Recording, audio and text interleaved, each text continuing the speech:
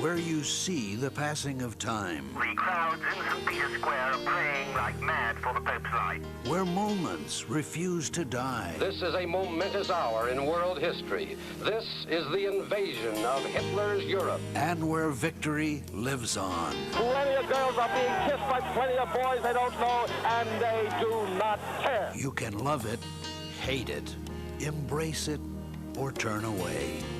Lennon was shot to death late last night outside his apartment building. But it is a past we all share. Come on out here and give me a salute. Big Navy salute. This is where yesterday has a home, where we wonder what it was like back then. Go forward, knights, in safety. And not too long ago. His spirit must live on. It's where history has its place and where the past comes alive. The History Channel.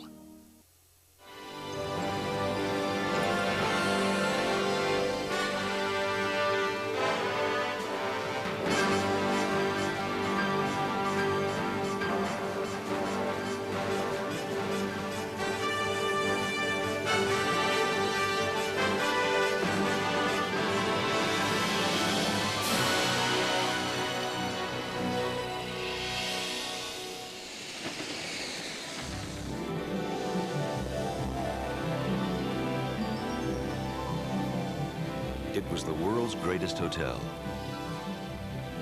It was a traveling resort on wheels. At the height of its popularity, on any given night, it slept nearly 100,000 people. It changed travel forever. It was the Pullman car. All aboard.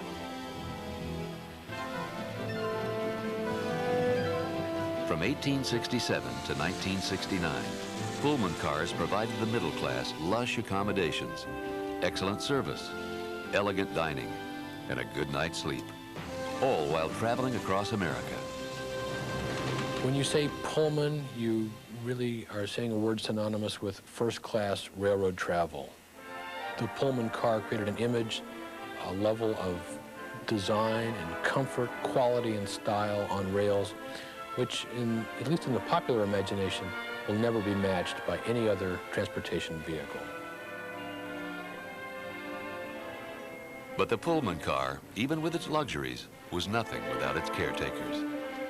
The porter was the Pullman company, really. I mean, there was just a perfect quote that a former Pullman porter told me, and the cars were just a cold piece of steel without the black men on them to give them their warmth and to bring them to life. The driving force behind this special car and its service was George Mortimer Pullman. Born in the small town of Brockton, New York in 1831, Pullman left school at age 14 and became a cabinet maker. Over the next 8 years, Pullman did a variety of odd jobs, from storekeeper to cabinet maker and construction contractor. At 22, in search of work, Pullman took a train trip from New York to Chicago, an uncomfortable trip that would eventually change his life. Trains in the middle of the 19th century were just plain coach cars, crowded with people, filled with smoke from an oil lamp and maybe a cigar, foul air, babies crying. And to George Pullman, it meant that there must be a better way to travel. He held off on this dream until his construction business became a success. Pullman worked in Chicago, raising buildings to new elevated street levels. By 1858, then a 27-year-old, Pullman had enough money to do something about his dream of making a better sleeping car. Pullman began by studying the crudely designed sleeping cars of the day. After examining the cars, he was confident he could make his own more comfortable. Pullman's ideas and his expertise as a cabinet maker enabled him to win a contract to refurbish 2 cars for the Chicago and Alton Railroad. Years later, J.L. Barnes, the conductor, wrote, The first Pullman car was a primitive thing. Besides being lighted with candles, it was heated by a stove at each end of the car. I remember on the first night, I had to compel the passengers to take their boots off before getting into the berths. The cars were considered a success by the passengers who used them, but George Pullman wasn't satisfied. Around 1864, Pullman invested nearly all of his money in building his dream car. He named it the Pioneer. It cost over $20,000 to build, 5 times more than other cars of the day. The car weighed twice as much as other cars, over 60,000 pounds. It incorporated design features and amenities that became, in effect, the standard for Pullman sleeping cars. In addition to providing a comfortable mattress and clean bed linens and fluffy pillows, also included fancy woodwork, attractive colors, ornamentation that was appropriate to the times. However, the Pioneer, with its extra comfort and extra space, posed a problem. The Pioneer was too wide to clear many bridges and station platforms. The result? Railroads refused to operate Pullman's brainchild. The Pioneer was taken out of service. It sat in a railroad yard and became nothing more than a showpiece, until an American tragedy got the Pioneer moving again.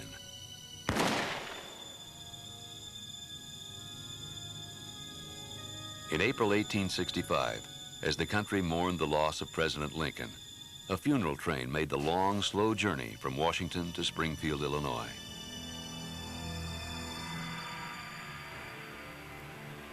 When the president's funeral train arrived in Chicago, George Pullman volunteered his Pioneer for the last leg of the trip to Springfield. A state official, impressed by the car, ordered it attached to the train to comfort the funeral party. There's a tremendous amount of prestige now associated with this car. Having one of his cars in Lincoln's funeral train connects him and his product with Lincoln, the martyred president, with the great national tragedy, with the triumph of the Union during the Civil War. The second element here, and this is perhaps the most fortunate part, this car is bigger. It does require the railroads to modify platforms and move things around. And the presence of the car in the funeral train demands that some railroads along the route do this work immediately.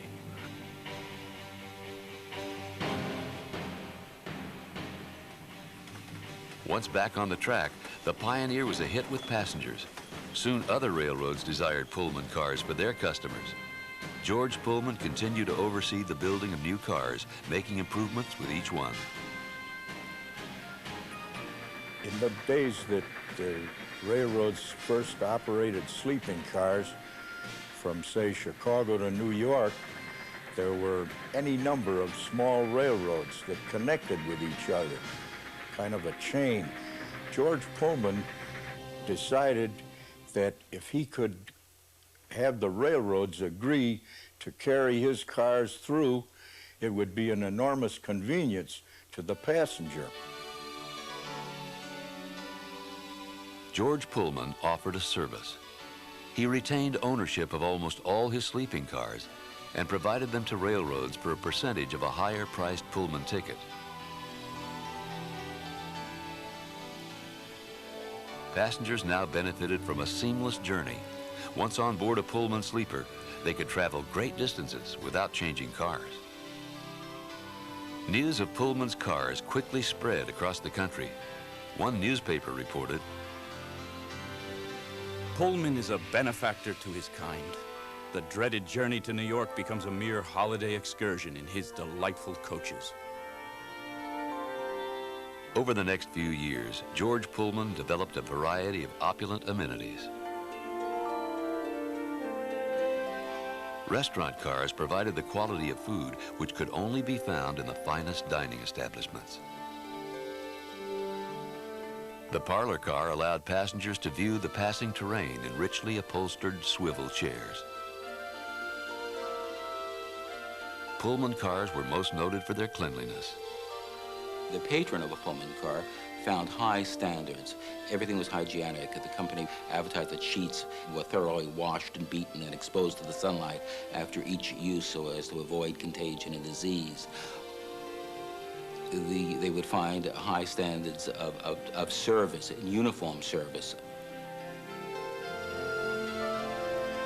It was the Pullman porter who made a passenger's trip truly special. Most were African American, and in the post-Civil War era, newly freed slaves helped provide the Pullman Company with an eager staff of porters. The porters, known as ambassadors of hospitality, treated passengers like royalty. Key to the success of the Pullman Company was the sleeping car porter. For the porter was the contact person between the company and the passenger. The passenger's ride, the comfort the passenger enjoyed, was highly dependent upon the training and the motivation of the porter.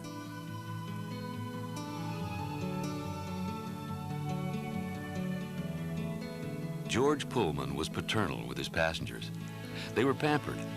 Soon he would try to be fatherly with his workers by building them a town to live in and work. He named it Pullman.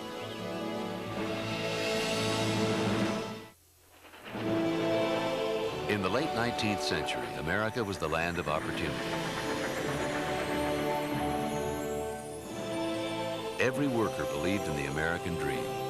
With hard work and a little luck, anyone could become a self-made man. George Pullman was a symbol of that man. By the time he was in his 50s, Pullman was a multi-millionaire. He lived on the best street in Chicago and socialized with high society. He described himself as a capitalist, and in many respects, he was the prototype American success story, a person who started with nothing and who built one of the largest enterprises on the continent.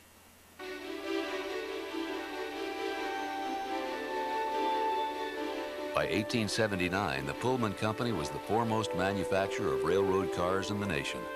Although the company had shops scattered across the country, it was unable to keep up with the demand for new sleeping cars. In an effort to increase production, George Pullman decided to build one large factory. He chose an isolated, inexpensive piece of land south of Chicago. But the next question was, where would he house his workforce? Most American employers at that time would have allowed speculative builders to provide housing in the normal way.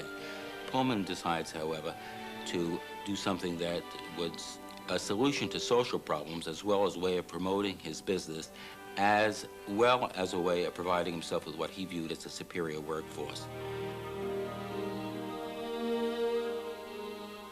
Just 15 years after he revolutionized the railroad industry, George Pullman attempted to revolutionize a piece of society. He built a model community for his workforce, with spacious parks, beautiful gardens, and attractive streets. The town was called Pullman. A writer at the time described the town of Pullman. Imagine a perfectly equipped town of 12,000 inhabitants, built out of one central thought to a beautiful and harmonious whole. A town where the homes, even the most modest, are bright and wholesome and filled with pure air and light. Imagine all this, and you will then have some idea of the splendid work which the far-reaching plan of Mr. Pullman has wrought. Distributed at the World's Fair, 1893.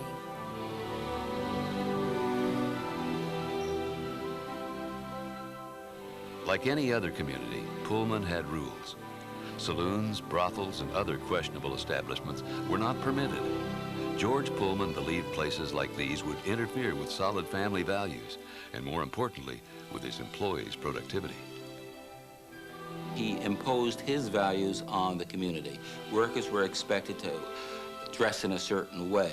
Families were not to sit on the stoop. Men were not to be seen in their undershirts. Above all, there were to be no bars in the town of Pullman. Liquor was served in only one place, the Florence Hotel. Pullman employees were encouraged to live in their company-owned town. The best houses were reserved for Pullman executives and the town doctor. Company managers and foremen lived in mid-size houses. Unskilled laborers resided in small row houses with 4 rooms for each family. In 1893, Chicago played host to the World's Columbian Exposition.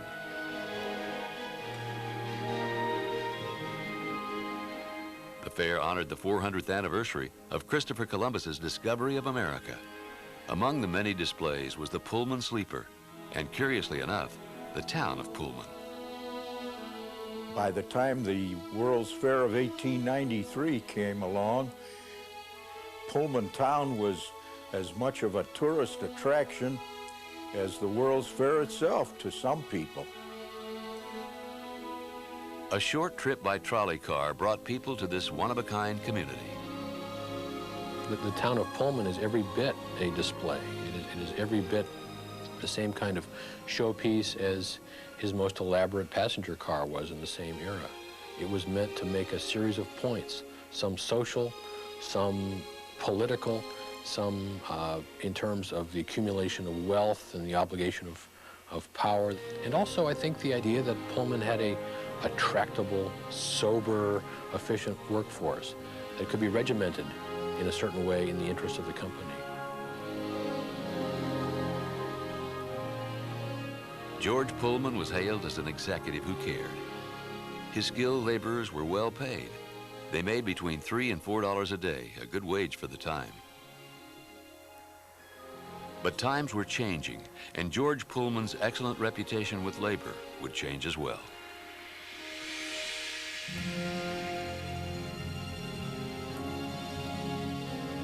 In May of 1893, the stock market crashed.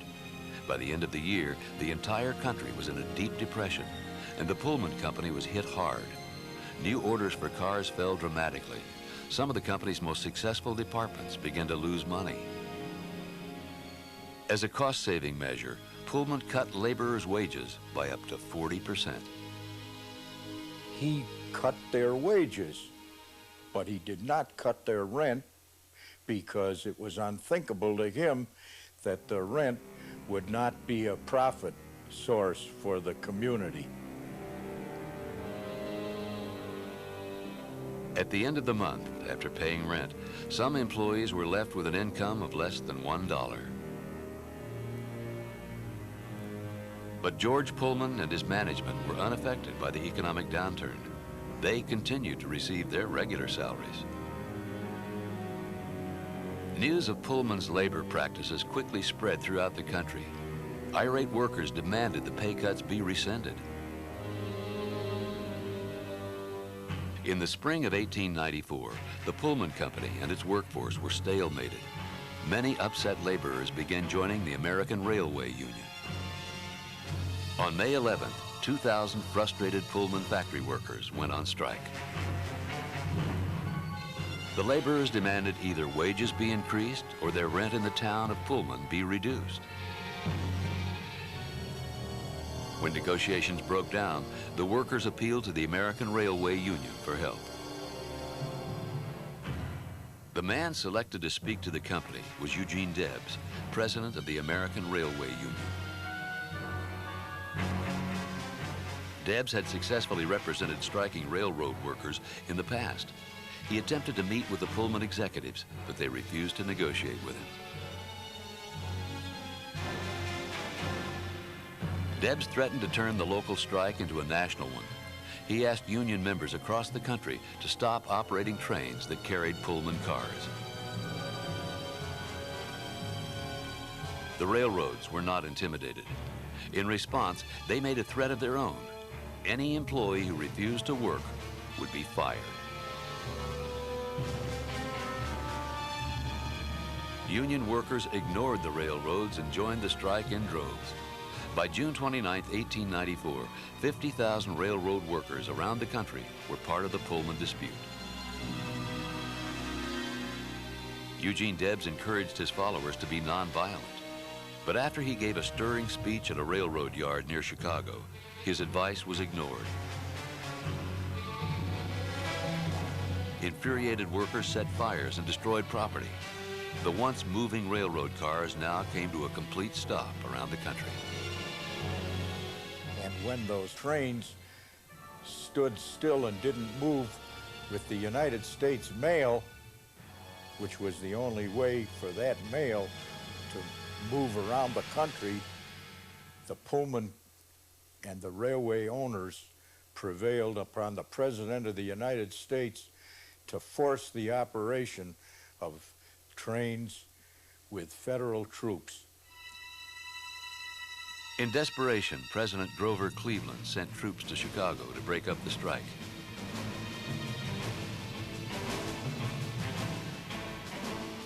Even with more than 3,000 deputy marshals hired by the railroads, they couldn't control the violence.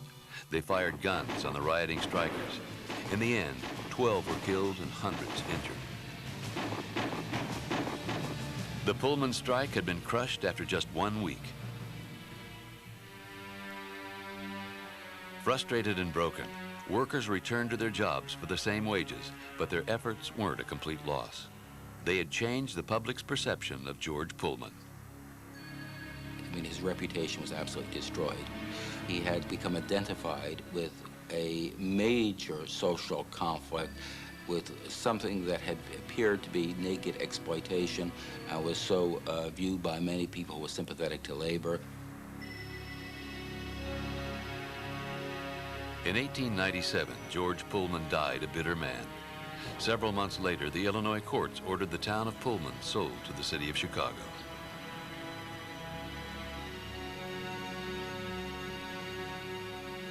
George Pullman's body was laid to rest in a Chicago cemetery under a marble monument.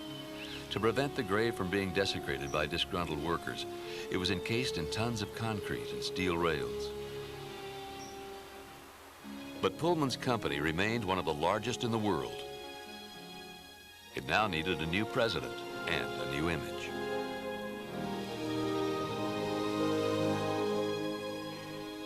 Ironically, Pullman, which had profited from President Lincoln's death by having its first car linked to his funeral train, would select the president's son, Robert Todd Lincoln, as its new leader.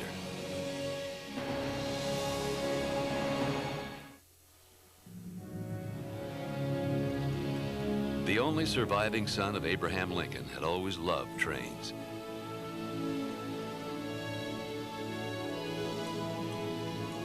In 1860, as a boy, he accompanied his father to Washington for the inauguration. During the trip, his father asked Robert Todd to hold his written speech. The boy was so excited learning how the train worked that he lost the speech. Now, years later, Robert Todd Lincoln was president of the Pullman Company. He would preside over the company for the next 14 years. One of Robert Todd's first actions was to make the Pullman monopoly complete.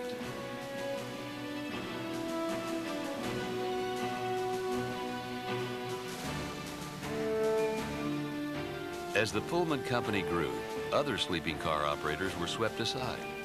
By 1899, every company had been acquired but one, the Wagner Palace Car Company. Wagner was owned by one of the largest rail baron families in the United States, the powerful Vanderbilts. Wagner Palace cars were quite similar to Pullman cars in luxury and design. When Wagner incorporated the vestibule, or an enclosed passageway between cars, it borrowed Pullman technology. Pullman sued Wagner for infringing on a patent. After a long legal battle, the Pullman Company defeated the mighty Vanderbilts and won the entire sleeping car business. The Pullman Company now had created one of the largest monopolies in the history of the United States. So here was this gigantic enterprise with 10,000 sleeping cars, which now was considered the world's greatest hotel. Each night, almost 100,000 passengers would check into a Pullman car.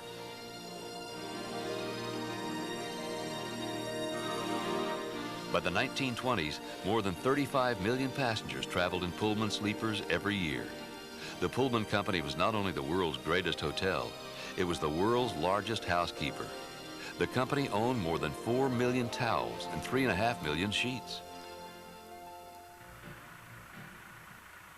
It wasn't easy to supply constantly moving sleeping cars with clean linens.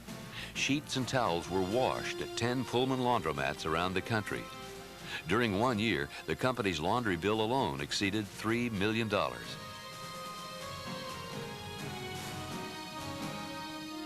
To keep costs down, the Pullman Company became self-sufficient. The company manufactured many of its supplies. Pullman even had its own printing presses, spitting out tickets, time cards, and advertisements. The company was built to elegantly serve the masses, but it could also take care of the elite. In the era before the private jet, the one reliable emblem of prestige and power in land transportation was the private railroad car.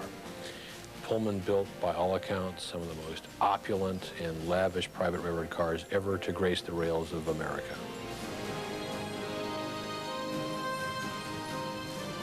The cars were a symbol of success. Executives, millionaires, even presidents traveled in custom-built, privately owned Pullman cars. Pullman could do anything you wanted, limited only by your ability to pay and by your imagination. Accommodations for a staff of 1 or a group of 5 servants, Pullman could take care of you. Businesses often chartered Pullman trains to take executives to an event or conference. Usually, the best of the Pullman staff worked on these exclusive trains. But the success of a passenger's trip often depended on one man, the Pullman porter. From the moment that the passenger came up to the car, he greeted the people, he took their bags, he brought them up, he ushered them in, he showed them how the room worked, he waited on them hand and foot. The Pullman porter became legendary, even heralded in song. Just see those Pullman porters, dolled up with perfumed waters, but by their dimes and quarters, here they come, here they come, here they come. You have to almost be a diplomat to be a good Pullman porter, because you got to learn what people like, what they dislike, and that's what they should get, because it helps the company and it helps you. With a touch of a button, the porter would be at the passenger service. I said, well, here's the bell, and my name is George, so if you need my service, just touch the bell, I'll be at your service. I'm gone, leave them alone. But then there are other people like to usually hang around and talk. They tell jokes or listen to your jokes. Whether making beds, shining shoes, or serving drinks, porters served their guests 24 hours a day. It was hard work, but for most porters, it was the best job available. You know, all the Pullman porters that lived in the neighborhoods were living a good life. A lot of them were buying their homes. All of them had cars. And they seemed to be different from the rest of the neighborhood. So we just set an image for us that we wanted to kind of be like them. Being black, you couldn't get decent jobs anyhow, you know. And that seemed to be the only, well, at that time, we thought it was a decent job. Although porters were respected in their communities, they were often treated like second-class citizens at work. There's an ad, a captain and his crew, and you have all these smiling black faces with the white conductor there. And what is that? That's the overseer and the slaves. For porters, the struggle of better working conditions would take years. Their efforts would be led by a man who was labeled by the U.S. Attorney General the most dangerous Negro in America.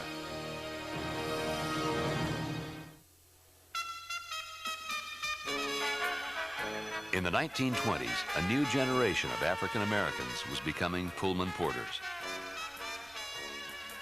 These men were different from the former slaves once hired by George Pullman in the early days of the fledgling company. They wanted more than a job.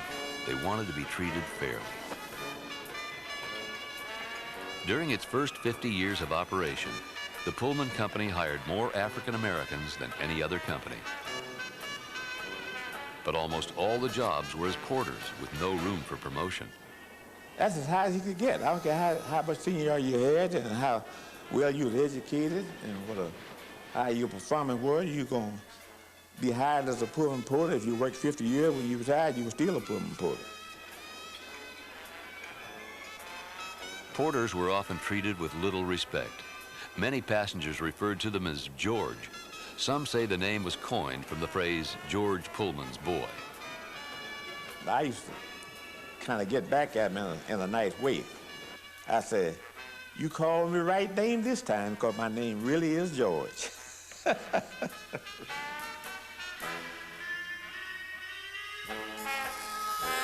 One passenger named George Delaney got tired of hearing his name called continuously when traveling. He formed a club called the Society for the Prevention of Calling Sleeping Car Porters George. He enlisted over 30,000 members, including a sergeant-at-arms named George Herman Ruth.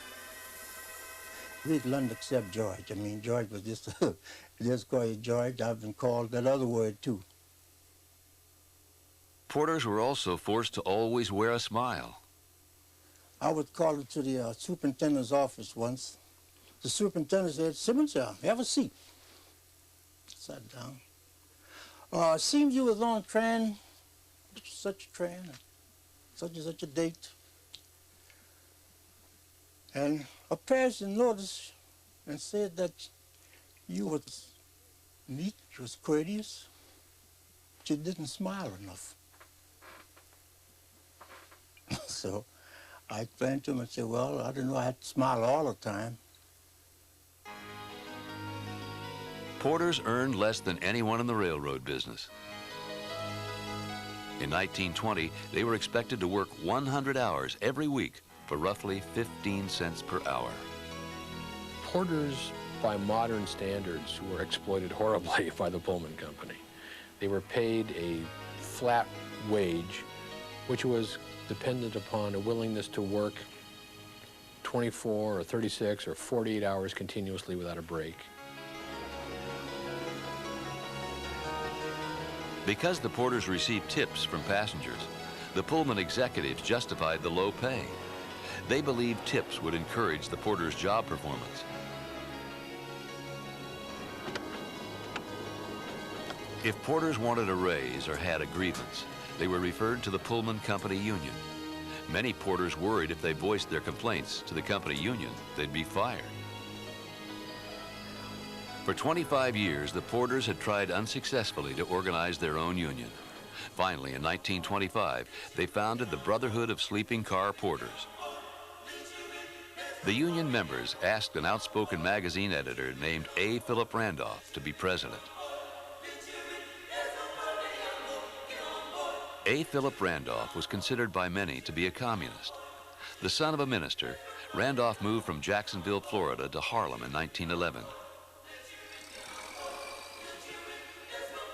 There he studied the ideas of Karl Marx and spoke of his beliefs in the socialist movement. In 1917, he founded the controversial magazine, The Messenger. The Messenger promoted itself as the only radical Negro magazine in America.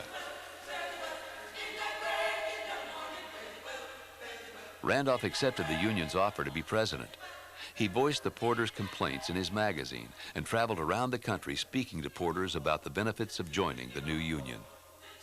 I consider the fight for the Negro masses the greatest service I can render my people, and the fight alone is my complete compensation. A. Philip Randolph. He's subject to a tremendous amount of hostility and criticism by nearly every segment of the American population, because he's actively and aggressively promoting equality for blacks, which represents a threat to the established white order. For years, the Brotherhood of Sleeping Car Porters struggled to be recognized by the Pullman Company. During that time, they had to operate in secrecy. Hundreds of porters were fired for affiliation with the union. They brought in Filipinos for a while as a threat to the porters' jobs. Porters were beat up. Pullman tried every trick in the book, including all of the legal maneuvers. Porters were forced to hold secret union meetings. They sometimes passed union messages on trains. If something was important, porters across the country heard about it in a day. Legend has it that the Pullman Company even tried to bribe A. Philip Randolph. They sent him a blank check, which he could fill out for any amount he desired. Randolph refused the check. He could not be bought. In 1932, with the election of Franklin Roosevelt, the future of the Porters Union turned positive. President Roosevelt persuaded Congress to amend the Railway Labor Act to include sleeping car porters and attendants. This forced the Pullman Company to finally recognize the Porters Union. For 12 years, the Brotherhood of Sleeping Car Porters had fought to be acknowledged by the Pullman Company. Now, for the first time in American history, a major corporation had agreed to negotiate a labor contract with the Union of Black Workers. On August 25, 1937, after 6 months of negotiations, the Pullman Company finally signed a labor contract with the union. Not only was it a cause for the Pullman porters, but the entire black race was watching this. When he won over Pullman, which was the epitome of white society, that was a tremendous shot in the arm for all African-American people, not just labor.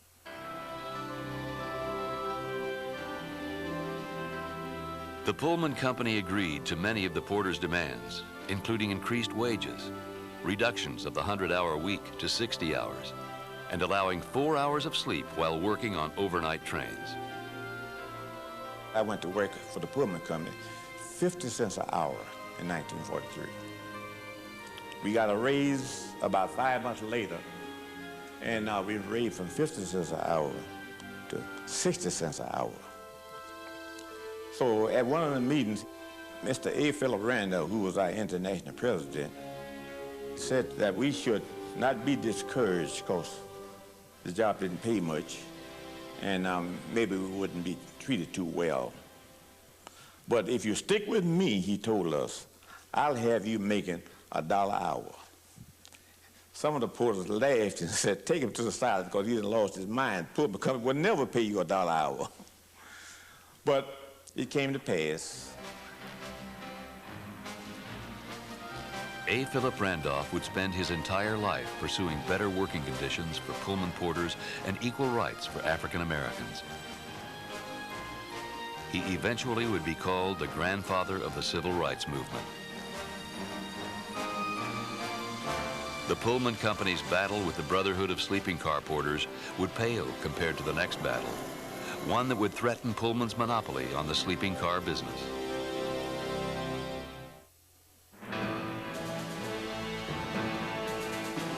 On December 7, 1941, America changed forever.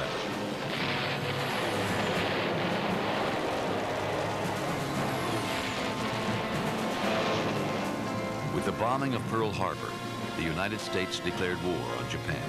Yesterday, December 7th, 1941, a date which will live in infamy.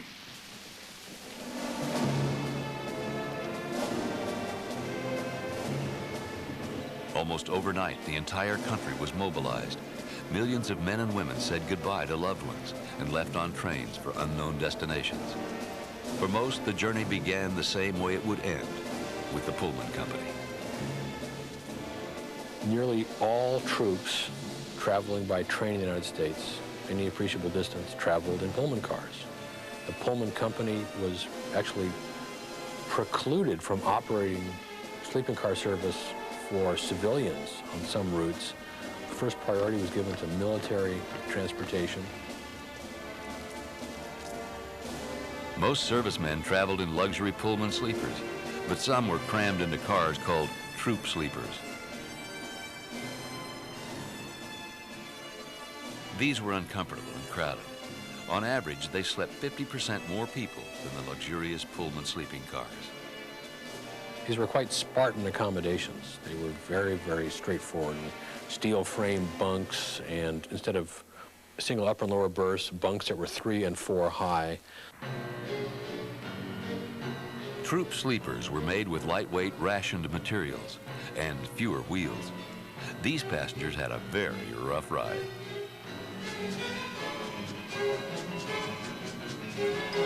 Pullman Pullman remained an integral part of the war effort for the entire length of the conflict.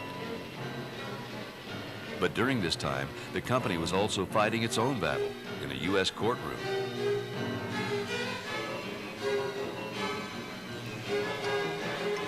The Pullman Company built, owned, and operated almost all the sleeping cars in the entire United States. Some railroads and manufacturers began to question the company's size. One competitor, Edward G. Budd of the Budd Company, complained to the U.S. Justice Department. It's reasonable to believe that the 1940 antitrust action against the Pullman Company was inspired by the Budd Company's complaint that Pullman was intimidating the railroads to prevent the railroads from buying Budd-built sleeping cars. And Budd certainly felt that its ability to compete successfully in the broad and diverse passenger car market was jeopardized by the dominance of the Pullman Company. In 1944, a U.S. court ruled that the company violated antitrust laws. The court ordered Pullman Incorporated to part with either its operation of passenger cars or its car manufacturing business. In 1947, the Pullman Company, which operated sleeping cars and parlor cars, was sold to a group of 57 railroads for $27 million. The passenger really saw very little change in the way the sleeping cars were being operated. There still was a Pullman Company, this one owned by the railroads, but still employing the sleeping car porters, still maintaining the cars, still collecting the revenues.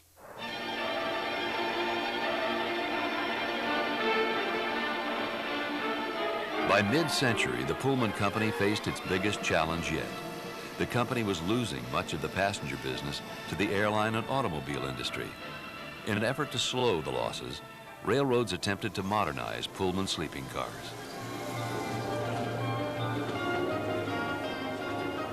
Passengers traveling in Pullman cars in the 1950s had complete privacy. New Pullman sleeper cars featured rooms for each passenger. Pullman manufactured cars with compartments or roomettes. They tried to put more compartments into a car by staggering them up and down along the corridor, and other innovations to simplify, perhaps economize, and make more appealing the passenger car, sleeping car services that were available to the public. Despite these innovations, the Pullman Company was fighting a losing battle. By the 1960s, the Pullman Company was losing millions of dollars every year. Some railroads stopped contracting with Pullman. They began to operate their own sleeping cars. And by 1968, several of the major railroads operating sleeping cars through Pullman contracts decided that they were going to pull out. At that point, Pullman said that it could no longer efficiently provide a pool of sleepers for the remaining railroads that had contracts with them, and therefore recommended that all railroads that wanted to continue operating sleeping cars do so on their own. On January 1st, 1969, the company which defined traveling in luxury ceased operating sleeping cars in the United States. For just over a century, the Pullman Company had provided passengers with opulent rail travel. It was the end of an era. Those great trains with their Pullman cars and dining cars and the open platform going through the Rocky Mountains was really a marvelous thing for a boy. I can still, in my mind's eye, imagine that fragrance of cooking breakfast in the dining car, pancakes. Somehow I've never found the equal of it since those days. The Pullman Company made long-distance travel easy for millions of passengers.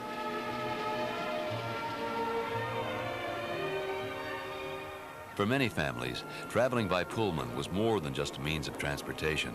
It was the best part of a vacation. Not only did Pullman revolutionize the travel industry, the company changed society.